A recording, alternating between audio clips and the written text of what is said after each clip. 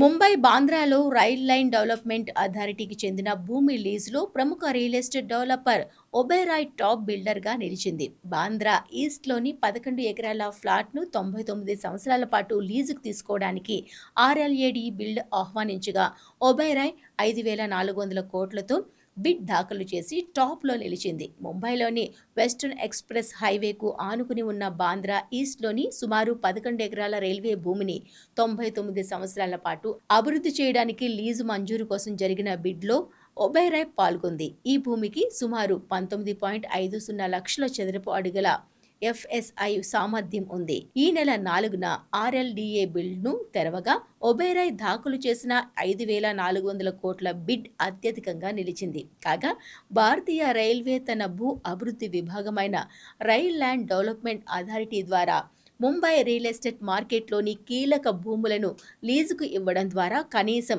8,000 కోట్లు సమీకరించాలని యోచిస్తోంది. ముంబైలోని 4 ప్రధాన ప్రదేశాలలో విస్తరించి ఉన్న సుమారు 25 ఎకరాల భూమిని లీజుకు ఇవ్వాలని లక్ష్యంగా పెట్టుకుంది.